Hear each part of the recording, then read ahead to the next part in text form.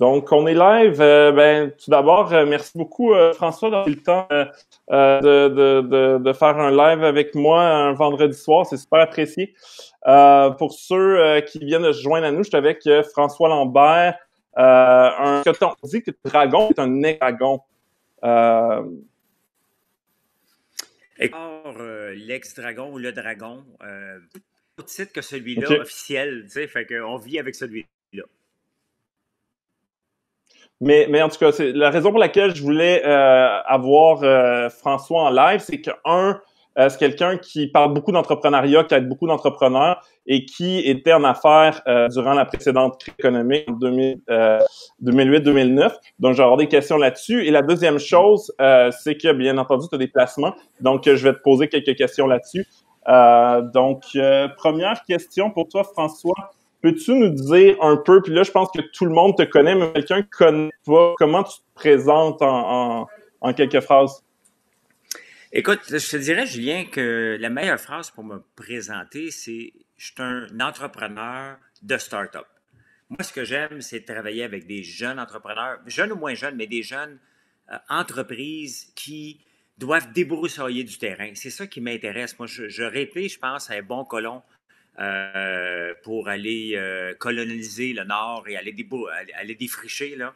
J'aurais été ce genre de personne-là. Donc, c'est ce que j'aime faire avec les entreprises, c'est de partir de zéro, de débroussailler le terrain, de se casser la tête. Quand ça devient opérationnel, c'est plus pour moi. Il faut que je passe à autre chose. Donc, c'est ça qui m'intéresse. Et c'est ce que je fais encore aujourd'hui avec ma boutique en ligne et la place que je fais avec la vitrine québécoise aux jeunes entrepreneurs, jeunes et moins jeunes encore, mais des entrepreneurs qui ont idéalement moins de 20 employés, des petites entreprises qui m'intéressent.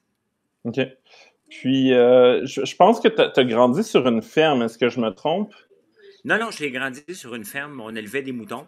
Mon OK. père était président de l'association, donc je viens d'une ferme. Je suis cultivateur encore aujourd'hui, puis c'est quelque chose qui me passionne. Et ma question, c'est quoi ton plus ancien souvenir lié à l'argent, mais il faut que tu te souviennes d'un montant précis. La première fois que j'ai vendu des œufs de caille, tu sais, parce que moi, il faut se remettre en contexte, là, Julien. J'habite encore là, de où je te parle en ce moment. Je suis en campagne. J'habitais exactement à 800 mètres de ma maison de campagne actuellement. C'est le fond d'un rang, c'était en gravier. Et il n'y avait pas d'auto qui passait là quand j'étais jeune. Là. J'ai 53 ans. Imagine-toi, j'ai 10 ans. Et moi, j'élève des cailles pour vendre des œufs sur le bord du chemin. Il y a une auto qui passe par jour. Je reste là toute la journée. Puis à un moment donné, il y a quelqu'un qui arrête. Puis j'y vends ma dizaine, c'est en dizaine. J'y vends ma dizaine d'œufs, 50 cents. Écoute, je suis millionnaire, moi, là. Tu n'as aucune idée. Je suis millionnaire. Il y a quelqu'un qui m'a acheté après des jours. Il m'a probablement pris en pitié. Il m'a probablement encouragé, un mot que je déteste aujourd'hui, le mot encourager, parce qu'on n'encourage pas des gens à faire, mais il m'a encouragé. Puis après ça, tous mes œufs, j'ai passé sur le bord du chemin. Mais ma première fois que j'ai vendu ça, ça a coûté, j'ai fait 50 cents. Je venais de faire 1 million, là. J'avais peut-être 10-11 ans. C'est ta version du premier dollar. Exactement. Donc, j'étais obligé d'en vendre 2 pour avoir $1. C'était quoi ton revenu personnel l'année dernière? L'année dernière, la réalité, là, en toute transparence, là, je le sais pas. Je le sais pas, mais j'ai déjà dit que je me versais un salaire de 300 000 parce que j'ai des dépenses. Mais la réalité, moi, j'ai pas besoin de rien dans la vie. OK? J'ai fait souvent les manchettes avec le 75$ de l'heure, 75$ d'épicerie par semaine. Je vis une vie assez simple, Julien, malgré ce que les gens peuvent penser. J'ai des bébelles, bien entendu, mais que je n'utilise pas. Mais la réalité, c'est que moi, là, en bas de 100 000, là, j'en ai pas besoin d'argent. Je vis modestement, je voyage pas ou très peu. Donc, je me suis peut-être versé 300 000 parce que j'avais des dépenses spéciales l'année passée. Mais autrement, je suis en bas de 100 000 facilement. OK. Fait que j'imagine que tu gardes beaucoup d'argent dans différentes compagnies. J'ai des compagnies que j'ai investies, mais j'en ai vendu 2 l'année passée, un peu juste avant le COVID. Cette année, j'en ai vendu 2, juste avant le COVID. Okay. Une qui était impliquée dans les voyages, et c'est un management buyout, ce qui est un bon deal pour moi, ce qui est un très mauvais deal pour eux, malheureusement, parce que ça s'est passé 1 mois avant la COVID. J'imagine qu'ils ne survivront pas, puis on n'aimera pas la compagnie pour rien, parce que s'ils survivent, tant mieux, c'est des bonnes personnes. Et l'autre compagnie a été achetée quand on avait lancé, puis a été achetée. Donc, j'ai des compagnies, mais très peu de compagnies qui me versent des dividendes. Hein. J'ai des placements à bourse et je ne veux plus savoir combien que ça vaut. Si c'est ta prochaine question, combien je vaux, ouais, c'est ça, c'est quoi ton moi-même, je ne sais actif même net? plus aujourd'hui. OK. Je ne sais pas, Julien. Je ne le sais pas parce que quand ça a planté, OK, j'ai quand même beaucoup d'actifs sur les marchés boursiers. Et quand ça a planté, j'ai fait une vidéo où j'ai dit aux gens, je n'irai pas voir avant 2025. Et je n'irai Ouais, pas voir avant 2025. je me souviens de ta pancarte Oui, en chess. Tu disais arrêtez de regarder vos placements. Euh, honnêtement, tu ne sais pas bien ça dans ton portefeuille? Ou ben, ça j'ai remontait jamais un été peu? voir. OK. Ouais, mais ça a remonté probablement, mais la réalité, c'est que on ne le sait pas si ça a monté parce que peut-être moi, je suis dans des stocks qui n'ont pas fait partie de la vague. Je n'avais pas Shopify. Donc, je ne sais pas La réalité, j'ai aucune idée. J'ai-tu perdu un, deux? OK. J'ai-tu perdu dans les 6 chiffres? J'ai perdu dans les 6 chiffres, là. On s'entend, là? J'ai perdu des millions de dollars sur papier. Même encore aujourd'hui, c'est évident. Mais, euh, mais c'est pas important parce que ça arrive des crises. Et dans 10 ans, on va regarder, puis on va dire, My God, on a tout repris parce que ça a toujours été comme ça. C'est pas la première crise qu'on vit. On en vit une spéciale. Mais la réalité, c'est que dans 5, 6 ans, 7 ans, les pertes que j'ai en ce moment ne paraîtront plus dans 7 ans. Fait qu'il faut pas. J'étais là sur le long terme. J'espère ne pas avoir besoin de cet argent-là pour ne pas être obligé d'en retirer. Mais j'ai perdu beaucoup. Beaucoup, beaucoup, beaucoup. Et je n'irai pas voir. Puis je suis un gars boqué dans la vie. La réalité, c'est que je suis un gars boqué. Tu sais, j'ai parlé de ma douche froide, que ça fait 4 mois que je prends. J'ai jamais repris une douche, même pas tiède. Depuis ce temps-là, je ne reprendrai Non. jamais une douche. Donc, je suis comme ça, je suis boqué. Quand je passe une idée, je suis de même. Donc, mes placements, je n'irai pas les voir. Le problème, Julien, il y a un gros problème. C'est que tout est regroupé. Moi, je suis avec la Banque Royale et tout est regroupé sur la même page. Il faut que j'aille quand même dans mon compte payer mes factures. Et j'ai 4 lignes. Si je descends à la 5e ligne, je le vois le montant. Fait que je fais vraiment attention de ne pas le voir. Je ne veux pas le voir. RBC, on se connecte sur RBC, fait que effectivement, c'est consolidé. Mais ça a du sens ce que tu dis, c'est-à-dire que la pire erreur que quelqu'un peut faire, puis qui est l'erreur classique, c'est de vendre quand ça va mal, puis d'acheter quand tout le monde dit que ça peut jamais diminuer. Donc, ça te fait, ça a du sens ce que tu fais. Puis c'est quoi ton conseil le plus puissant pour s'enrichir? Pourquoi? Ton conseil le plus puissant pour quelqu'un qui veut s'enrichir?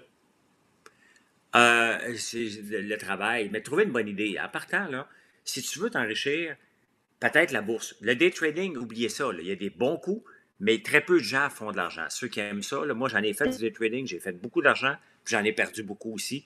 Mais on ne bâtit rien en faisant du day trading. On s'amuse. Mais si tu veux t'enrichir, il y a une seule solution, c'est de travailler d'arrache-pied, de trouver une bonne idée et de la marteler aux gens pour que les gens embarquent dans ta folie de ta nouvelle idée. Et ça, pour moi, c'est la meilleure façon de s'enrichir. Ça a marché. Quand on a fait un centre d'appel, Georges et moi. Il n'y a rien de sexy dans un centre d'appel et pourtant, on a réussi à s'enrichir avec ça. On a fait des compagnies de logiciels, puis maintenant, je suis dans le popcorn. Et après 18 mois, à faire de la barbe à papa, du popcorn puis des meringues, puis à casser les oreilles à tout le monde que c'est bon, qu'ils devraient goûter, on est dans une problématique majeure. Okay? Il faut que je construise rapidement. On est en pleine explosion. Donc, si tu veux t'enrichir, je ne suis pas en train de m'enrichir. Là. Je dépense, j'investis beaucoup, mais je sais que dans 4 ans, 5 ans, à peu près, tu sais, une entreprise, lorsque tu la lances, c'est pas 2 ans, 3 ans, c'est au bout de 7 ans que tu vois à peu près le fruit de tes efforts. Tu as 7 ans à réinvestir avant de pouvoir penser à retirer des dividendes. C'est comme ça qu'on s'enrichit. Puis, justement, tu sais, quand même, il y a beaucoup de commerces qui ont été impactés négativement. Est-ce que tes ventes ont augmenté? C'est quoi? C'est françoislambert.one, c'est ça le nom de ta boutique? Est-ce que tes ventes sont en augmentation depuis mars? Comment ça a impacté tes affaires?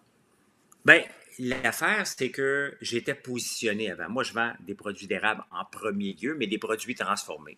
Et j'étais déjà positionné parce que ça fait 18 mois, moi, que je ne vends qu'en ligne. Ben, 20 mois maintenant que je ne vendais que mes produits en ligne, un peu dans les dépanneurs. Et comme je dis, je martèle le message, je parle de passion, je fais des vidéos le matin et le soir, je parle de mes produits. Et on fait de la qualité, puis les gens finissent par y goûter, puis en parlent à un autre, puis en parlent, puis mes ventes ont plus que... On ne multiplie même pas par 10, par 20, on est multiplié par 100. Là. C'est Depuis aussi mars? fou. Ah, c'est complètement fou. C'est... Wow. On est passé de 2 employés à 15. Wow. Donc, c'est une business qu'on faisait, ma blonde et moi, et qu'on faisait la plupart des produits. Et là, mon frère s'est joint à moi, ma soeur, et là, on est rendu 15 employés. Puis encore, on vient d'avoir, juste avant de rentrer en onde, on vient d'avoir une immense commande que je dois trouver 4 employés d'ici mardi pour réussir à la faire. Sinon, c'est les 15 employés qu'on est là qui vont travailler encore plus, mais on est en pleine progression. Mais pour ça, il faut avoir des produits, il faut le marteler le message. Puis c'est ça que les entrepreneurs font des fois. Ils veulent être le secret le mieux gardé. Moi, Julien, si tu veux te faire ramasser par moi, même si je ne te connais pas, dis-moi que tu es le secret le mieux gardé, je vais te varloper en disant parle de ton entreprise tout le temps. Ah oui. Parle-en avec passion, que les gens embarquent dans ta folie et c'est comme ça qu'on développe une entreprise.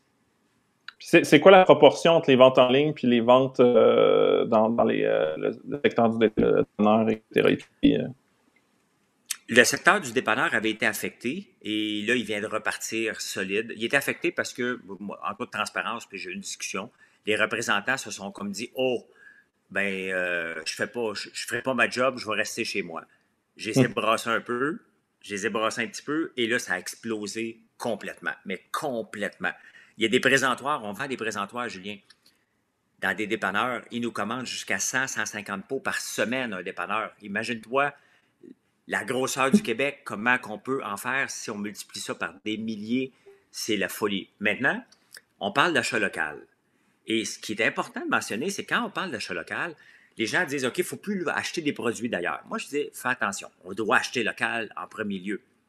Mais moi, j'exporte aussi. Je ne suis pas un petit Québécois qui pense, on va faire des produits pour les Québécois. Je vends sur Amazon.ca ma barbe à papa. Le popcorn, on vient de le livrer aujourd'hui, il va être en ligne chez Amazon lundi, ben, mettons mardi à cause que c'est fermé.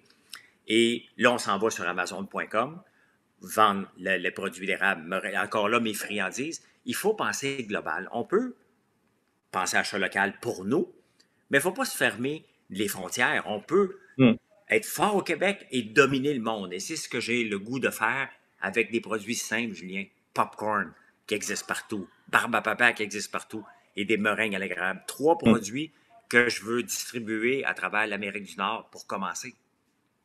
Puis ça m'amène à tous les gens. Bon, il y a des gens dont l'entreprise qui ont plus d'emploi, le taux de chômage est super élevé. Il y a plein de gens aussi qui se demandent s'ils ont encore un emploi le mois prochain. Il y en a qui sont arrêtés, puis l'entreprise va repartir. Il y en a que l'entreprise va faire faillite. Oui. Je pense qu'il y a beaucoup d'incertitudes et ces gens-là regardent, oui, tu sais, ils pourraient regarder pour économiser puis se bâtir des réserves de capital. Est-ce que c'est le bon moment pour se lancer en affaires? Bien, Julien, il n'y a jamais de bon moment puis il n'y a jamais de mauvais moment pour se lancer en affaires. En ce moment, on est dans un marché d'opportunités. La réalité, là, il ne faut pas se compter de peur. Le marché du commerce de détail était mort avant la pandémie. C'est qu'on s'est obstiné à garder des centres d'achat ouverts. Regardons les galeries d'Anjou. Qui va aux galeries d'Anjou le matin? Regarde alentour des galeries d'Anjou, toutes des maisons pour personnes âgées qui habitent là, qui vont prendre des marches l'hiver aux galeries d'Anjou. C'est le marché qui était fait. Bien entendu, ces gens-là achètent un café, mais ils ne consomment pas le linge qu'il y a là. Les boutiques en arrachent. Regarde le Carrefour Laval, contraire. Toutes des jeunes.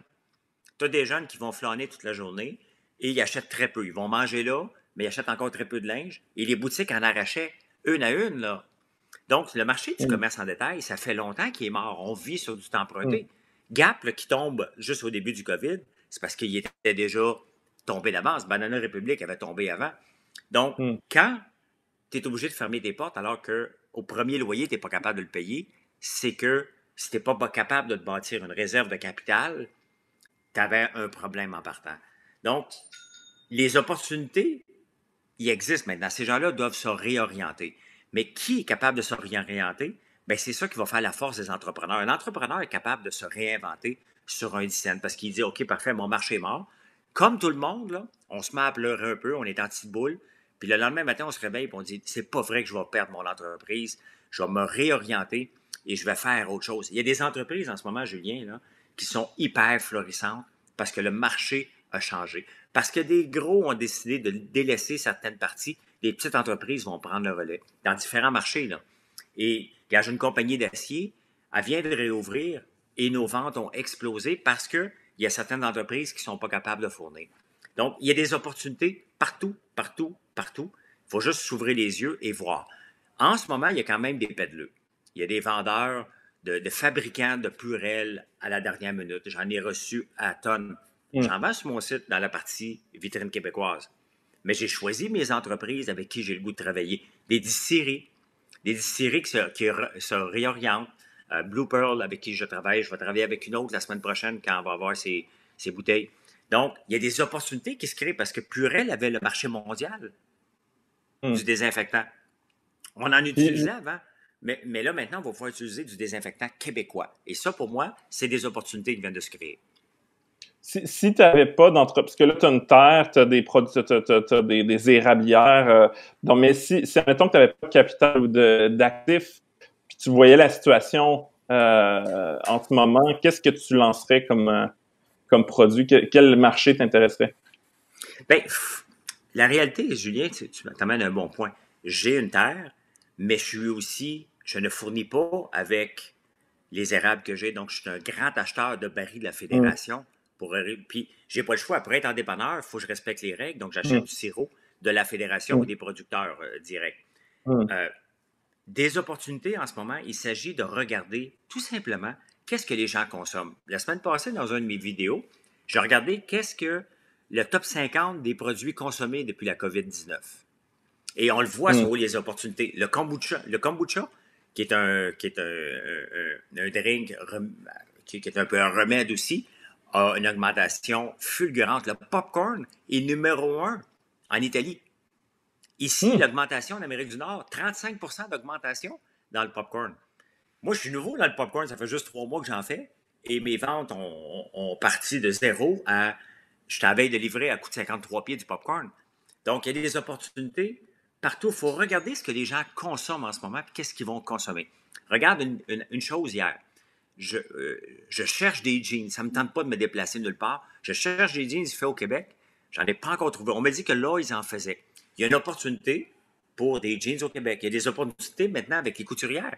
Les couturières, qu'on les voyait même plus, les machines à coudre n'existaient plus. Maintenant, on manque de couturières au Québec. Il y a tellement de nouveaux marchés, mais je n'ai pas une boule de cristal comme tu n'en as pas une. Et on ne le sait pas.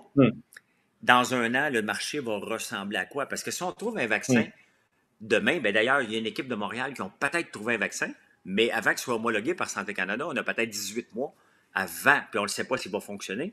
On a 18 mois en ce moment à vivre sans vaccin, vivre une nouvelle vie. Il y a des opportunités énormément. Les designers, là, ne sont pas à veille de refaire des maisons complètes. Mais du home office, là, il va en avoir en tabarnouche. Là. Donc, c'est le temps de réorienter et de faire des propositions de bureau à la maison. Si tu regardes juste cette partie-là, ben, si j'étais designer intérieur, je n'essaierais pas. Parce que, regarde, moi, j'avais un étage à rénover dans ma maison à Montréal. Je ne le rénoverai pas cette année. Là. Je n'irai pas dépenser inutilement. Par contre, si tu me proposes de faire un bureau à la maison, je vais peut-être t'écouter. Puis tu as l'avantage d'avoir vécu plus qu'une crise économique. Moi, je me souviens en 2008, je faisais les économiques, mais je venais juste d'entrer sur le marché du travail. Donc, ça me paraissait un peu abstrait, tout ça. Puis je pense que le Québec était quand même moins touché. Toi, comment tu l'as vécu? Parce que tu étais en affaires avec Atelka. Est-ce que il y a eu un choc? Comment tu as réagi face à la crise en 2008? En 2008, très simple, on avait à ce moment-là à peu près 1500 employés. On l'a vendu avec 2600 employés en 2012. Donc, on avait peut-être à peu près 1500 employés. Et ce qu'on vit en ce moment, parce que les états financiers sont sortis, puis la bourse, ça va bien en ce moment. Hein? Elle va même très bien, considérant un taux de chômage de 25 Et parce que le vrai taux de chômage, il est ça. Là. On parle de 17, mais le vrai taux de chômage est de 25 à peu près. Ben, quand Les chiffres, la subvention des 75% va terminer, on va voir la vraie réalité, là. Tu sais, quand on dit exactement. on paye à 75% tes entrées, il faut, à moins de vendre des vêtements au détail, c'est payant de les garder, là. Ben, quand Commerce Canada et Air Transat n'ont pas de raison d'avoir des employés là, ils vont se faire mettre au chômage éventuellement parce qu'on pas envie d'aller dans le sud, malheureusement, pour eux. Là, tu sais. Donc, ce qui est arrivé en 2008, première année, OK, les premiers mois, là, l'argent nous sortait par les oreilles, Julien. Pourquoi? On a arrêté d'embaucher. On avait 1500 employés, on avait quand même un budget de formation à peu près de 5 millions par année Oh, de wow. formation. On arrête d'embaucher, on a moins de revenus, mais tout à coup, on a 5 millions de moins de dépenses dans la première année. On a fait beaucoup d'argent en 2008. Dans notre cas, c'était la réalité. Quand ça repartit en 2009, puis il a fallu de partir, on était parti de 1500, mettons, à 1100 employés. Quand il a fallu remonter vers le 2000, c'était notre pire année. Parce qu'il a fallu investir. Donc, au point de vue financier, la première année est la meilleure. L'année qui suit est la pire. Et c'est ça qui va nous arriver à la bourse. C'est pour ça que moi, je dis aux gens, watchez au mois d'août puis au mois de décembre, lorsque les vrais chiffres vont apparaître. Parce que là, en ce moment, ce n'est pas les vrais chiffres de la COVID. Quand ça va apparaître pour vrai au mois d'août, puis au mois de septembre, l'année prochaine va faire mal. Quand on va repartir l'économie, il va falloir investir massivement. Les entreprises qui n'ont pas les reins solides vont avoir de la misère à partir la machine. Mais en ce moment, ils sont bien parce qu'ils ont mis des gens dehors. Les revenus sont pas trop les revenus sont affectés, mais les dépenses ont été coupées. C'est quand on remonte qui est compliqué. Tantôt, tu en parlais, tu sais, du fait que le secteur du détail était de toute façon en train de mourir, puis ça l'accélère. Tu sais, j'ai l'impression qu'il y a deux catégories de gens. Il y a les gens qui disent, tu sais, j'ai hâte que ça se termine, puis on verra plus tard. Puis il y a d'autres gens qui disent, ben non, ça c'est la nouvelle normale, puis tout le monde, tu sais, c'est le retour des banlieues, tout le monde a peur de tout le monde, puis on distanciation sociale pour toujours. Qu'est-ce que tu penses que l'avenir réserve en termes de transformation de l'économie? Parce qu'il y a survivre en tant qu'entreprise, puis c'est quoi le nouveau secteur d'avenir? Le commerce en ligne, par exemple, est-ce que tu penses que il y a de la place pour plein de petits indépendants qui utilisent Shopify, par exemple, ou que les géants comme Amazon vont peut-être Walmart, aller écraser tout le monde? La réponse, elle est les deux. Amazon n'écrase pas personne. Walmart n'écrase pas personne. Si je suis capable de faire mon bout de chemin là-dedans, tout le monde est capable de le faire. Il s'agit d'être compétitif. C'est certain que si on veut charger le vrai tarif aux gens qui vont acheter sur notre site, parce qu'il y a des entreprises qui se lancent, ils partent un site transactionnel et ça coûte 15$ de shipping, supposons, puis ils veulent le facturer au client. Le client ne vient pas. Amazon nous a habitués, c'est free shipping. Donc, il faut que tu te battes avec ça. Donc, moi, ce que j'ai fait, je charge 5$ de frais de livraison et je paye l'autre balance parce que sinon, je n'ai pas de business. Donc, on est dans une business, dans le commerce en ligne, comme dans n'importe quelle entreprise. Pour être rentable, il ne faut pas que tu regardes chacune des transactions. Tu as des transactions qui sont à perte, puis des transactions qui sont plus payantes. À la fin, tu regardes ton average, tu dis, OK, quelle est la marge que je fais? Donc, il y a encore énormément d'opportunités qui se créent là. Mais il y a des opportunités. Moi, je n'irais pas investir dans le domaine automobile en ce moment. La réalité, c'est que ce qu'on vit là n'est pas normal et ce qu'on vivait avant n'existera plus. On va se ramasser un entre-deux qui va être, personne ne le sait, mais définitivement qu'on s'habitue à bien vivre à la maison. Moi, je fais bien plus de FaceTime que je faisais avant. Que quelqu'un m'appelle FaceTime en ce moment, je suis vraiment pas surpris. Il y a 3 mois, tu m'avais appelé FaceTime, j'aurais fait comme Hey, t'es qui? Pourquoi tu m'appelles FaceTime? Ça, tu me dis Hey, on se fait du FaceTime. Tu sais, on a changé, là. C'est un peu plus normal que nos amis proches sautent tout de suite sur le FaceTime. Tu sais? Donc, il y a une nouvelle normalité qui est en train de se mettre en place, mais on le sait pas trop. La réalité, c'est que ça fait 2 mois. Et pour prendre une mauvaise ou une bonne habitude, ça prend 21 jours. Moi, je suis dans une nouvelle réalité, là, qui est la mienne maintenant. Est-ce qu'elle va changer? Probablement. Mais je ne sais pas, elle va ressembler à quoi. Tu sais, les restaurants, là, on ne peut pas de rentrer dans les restaurants. Cependant, regarde, il y a des restaurants qui ont voulu vivre, se sont virés de bord, ils font des prêts à livrer, ils font plus d'argent qu'avant.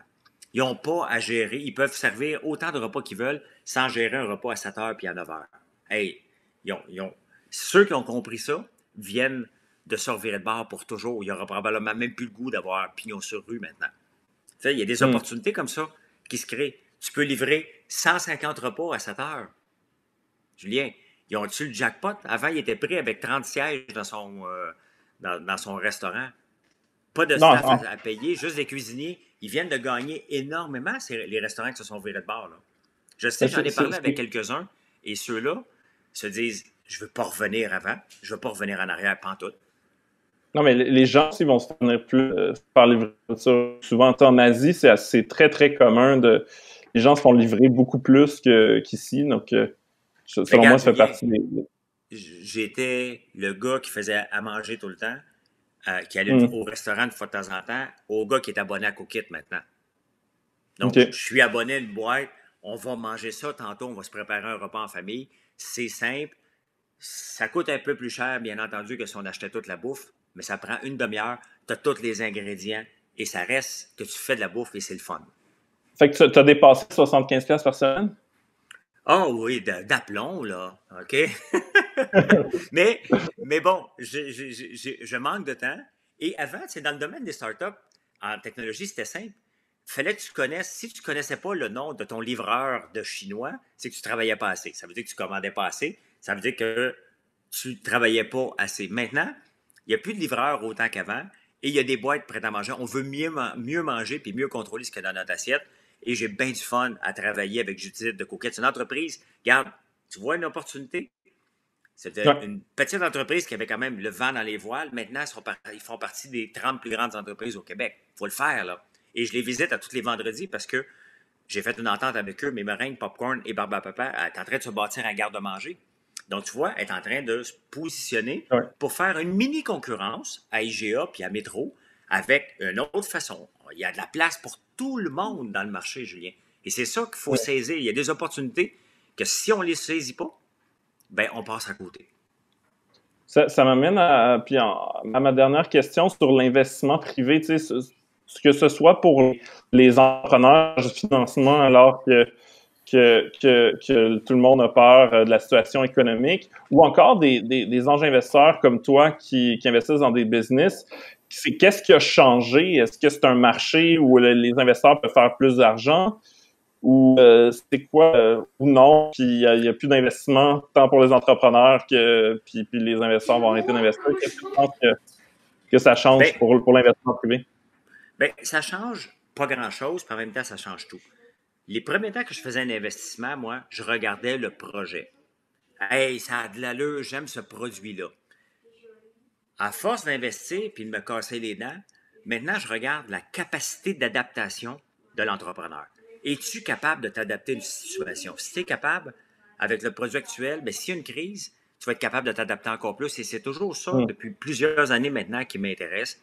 Et c'est pour ça que j'étais tough avec les entrepreneurs. Moi, les entrepreneurs qui venaient dans l'œil du dragon et qui bégayaient, puis on leur offrait un verre d'eau, puis on les mettait à l'aise, je ne voulais pas les mettre à l'aise, moi. Parce que je voulais voir dans la vie de tous les jours, quand tu vas affronter le gros client qui va te donner le contrat de 10 millions, là, qui va changer ta vie, là, tu vas-tu te choquer devant lui quand il va te bombarder de questions ou tu vas être capable de t'adapter? Ben moi, c'était ce dragon-là. Ça ne passait pas toujours bien avec ceux qui ne sont pas habitués au monde des affaires. Mais le monde des affaires est comme ça. Si tu n'arrives pas à préparer un meeting puis tu te fais varloper, il ne t'offrira pas un verre d'eau, il va te montrer à la porte. Et c'est pour ça que je ne voulais pas les mettre à l'aise, les entrepreneurs. Je voulais voir leur capacité d'adaptation. Et ceux qui étaient capables de s'adapter à ma face de bœuf, puis toutes les questions plates que je passais, c'est là que je faisais une offre. Et c'est encore comme ça aujourd'hui. Donc, tu penses qu'il y a encore du capital pour justement des entrepreneurs qui sont à l'aise en temps de crise?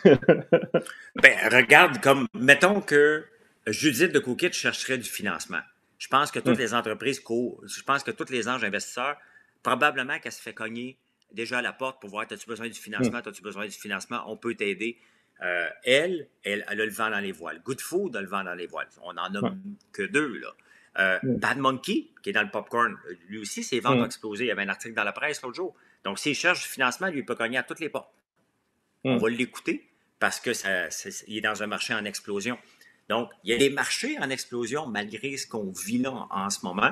Et ces gens-là peuvent avoir du financement. Il y a des nouveaux logiciels qui vont se créer. Tu sais, on parle des logiciels qui vont dire que si on a la COVID ou non, parce qu'on va l'avoir, des logiciels qui vont nous dire, OK, attention, tu es à côté de quelqu'un. Donc, il y a un paquet de nouvelles applications qui vont se créer, puis en même temps, il y en a qui vont mourir. Je pense à Hopper de Montréal. Hopper, Ben, as-tu une chance? C'était l'unicorne. C'était la compagnie qui valait 1 milliard alors qu'elle n'était pas financée. Ils viennent juste de lever 100 millions. Fait qu'ils ont le temps d'attendre un bout de temps, en tout cas. Mais ils ont mis dehors une grosse partie de leurs employés. Là. Le temps qu'à Montréal...